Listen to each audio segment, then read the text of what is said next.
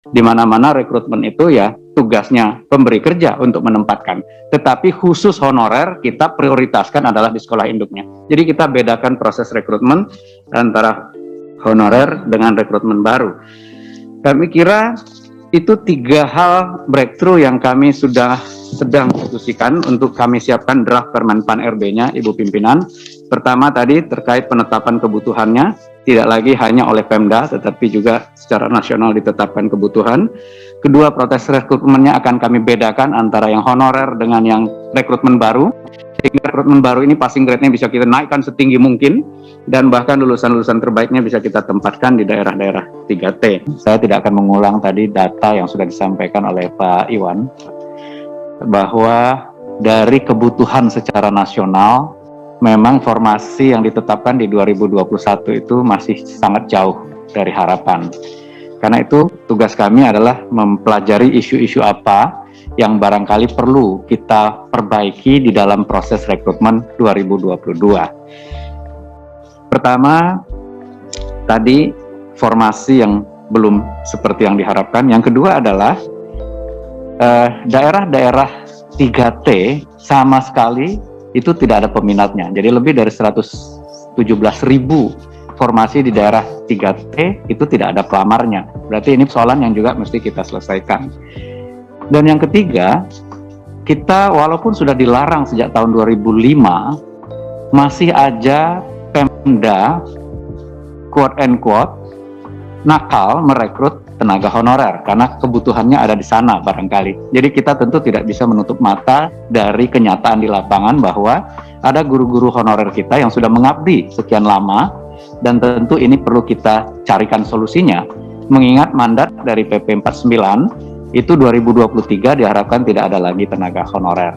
Karena Undang-Undang ASN menyatakan ASN itu hanya ada PNS dan P3K. Jadi ini adalah isu-isu yang kami coba highlight yang mestinya kita selesaikan bersama. Dari tahun ke tahun sebetulnya diberikan kesempatan kepada tenaga honorer ini untuk ikut seleksi, tetapi selalu saja banyak yang tidak berhasil lulus seleksinya. Kemudian kita turunkan passing grade-nya dari waktu ke waktu, dan passing grade itu sudah sangat rendah sekali. Akibatnya adalah bisa jadi kita akan mendapatkan tenaga guru yang kualitasnya makin lama makin rendah, hanya untuk mengakomodir bagaimana caranya tenaga honorer bisa lulus. Dan ini tentu perlu kita lihat dampak jangka panjangnya secara nasional. Karena itu kami mencoba mengusulkan perbaikan rencana rekrutmen 2022 terkait dengan hal ini, mudah-mudahan bisa menyelesaikan beberapa persoalan yang tadi kami highlight. Pertama, terkait dengan penetapan kebutuhan. Selama ini memang diusulkan oleh Pemda, ditetapkan oleh Kemenpan RB. Padahal secara nasional, tentu helikopter view-nya dimiliki oleh teman-teman di Kemendikbud-Ristek dan Kemenak dalam hal ini untuk guru agama. Karena itu kami sudah sepakat untuk tahun ini, penetapan formasi itu memberikan ruang kepada Kemendikbud-Ristek untuk memberikan jumlahnya sepanjang anggarannya bisa disetujui oleh teman-teman di Kementerian Keuangan. Dan tadi sudah disampaikan, sudah disediakan sebetulnya anggarannya sesuai dengan kebutuhan itu. Itu yang pertama. Jadi walaupun nanti Pemdanya hanya mengusulkan 10, kalau Kemendikbud merasa di situ butuh gurunya 100, ya kita akan tetapkan formasinya 100 karena anggarannya sudah disediakan. Begitu. Itu yang pertama, Ibu Pimpinan. Yang kedua, kita harus membedakan proses seleksi guru-guru honorer yang sudah mengabdi sekian tahun dengan rekrutan baru.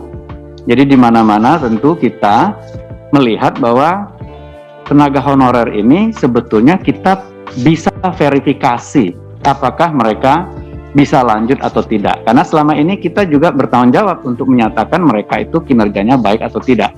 Tetapi ya, kita tidak bisa mencari ini salahnya siapa. Faktanya adalah mereka sudah mengajar, anak yang dididiknya lulus, naik kelas, dan kita tidak pernah menyatakan mereka kualitasnya jelek. Jadi kami dengan Kemdikbud sudah menyiapkan proses verifikasi saja untuk mengganti proses seleksi yang berupa tes yang sama seperti rekrutmen yang lainnya. Jadi kita akan membedakan proses rekrutmen dari guru yang sudah mengajar sebagai honorer kalau nggak salah 3 tahun lebih ya Pak Iwan ya, kita udah sepakati tahunnya, tinggal diverifikasi dan proses seleksinya kita akan bedakan dengan rekrutmen baru. Itu pembahasan yang kami lakukan di Panselnas. Kemudian yang ketiga adalah pada saat kita nanti membuka formasi untuk rekrutmen baru, itu kalau bisa tidak lagi langsung attach ke formasi sekolah dan guru tertentunya, karena kita akan mengalokasikan penugasan lulusan-lulusan baru itu ke 3T. Kalau perlu justru lulusan-lulusan terbaiknya yang akan kita taruh di 3T tadi, agar kualitas guru kita di sana juga semakin baik. Tetapi tentu kami harus menyiapkan skim insentif atau benefitnya, dan kemudian juga mekanisme mobility-nya setelah 2 atau 3 tahun mereka kemudian ditarik untuk ditempatkan di tempat referensinya mereka. Jadi kita ingin penempatan itu diatur oleh negara karena ini adalah kebutuhan negara. Jadi orang tidak bisa hanya melamar ke tempat tertentu. Di mana-mana rekrutmen itu ya tugasnya pemberi kerja untuk menempatkan. Tetapi khusus honorer kita prioritaskan adalah di sekolah induknya. Jadi kita bedakan proses rekrutmen antara honorer dengan rekrutmen baru. Kami kira itu 3 hal breakthrough yang kami sudah sedang diskusikan untuk kami siapkan draft Permenpan RB-nya, Ibu Pimpinan. Pertama tadi terkait penetapan kebutuhannya, tidak lagi hanya oleh Pemda, tetapi juga secara nasional ditetapkan kebutuhan. Kedua, proses rekrutmennya akan kami bedakan antara yang honorer dengan yang rekrutmen baru, sehingga rekrutmen baru ini passing grade-nya bisa kita naikkan setinggi mungkin, dan bahkan lulusan-lulusan terbaiknya bisa kita tempatkan di daerah-daerah 3T. Dan terakhir, proses penempatan tadi bisa dilakukan oleh kita, tidak hanya oleh pelamar yang sudah menetapkan formasi lamarannya di tempat-tempat tertentu. Kami kira itu tambahan sedikit, Ibu Pimpinan. Terima kasih. Assalamualaikum warahmatullahi wabarakatuh. Waalaikumsalam warahmatullahi wabarakatuh. Jadi memang niat untuk meningkatkan mutu pendidikan melalui guru ini memang nyata-nyata diakomodasi ya di dalam proses rekrutmen guru yang baru. Ya. Kalau yang sudah lama ya no matter what happen katanya ya, yang sudah adanya itu bagaimana, atau mau ada kebijakan lain ya bagaimana caranya. Jadi mungkin yang membuat kita kurius selama ini Pak, dari peta yang disampaikan jauh-jauh hari bahwa jumlah guru honorer itu kan 1 juta lebih dikit ya, 1.200.000 berapa gitu. Kemudian yang memiliki keinginan untuk mendaftar ada 925.000. Ya, masih ada sisa juga yang nggak mendaftar pasti nih ya. Yang lulus kan jelas statusnya 487 itu. Lah yang nggak lulus ini loh, ada 437.000 itu.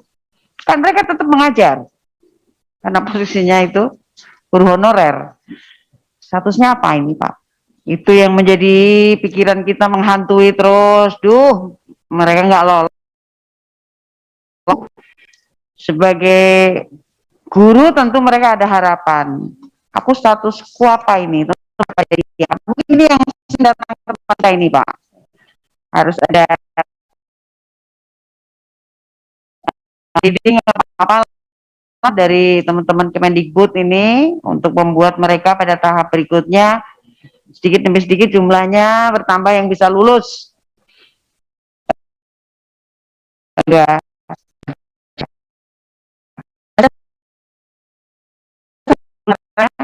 di Badan Kepegawaian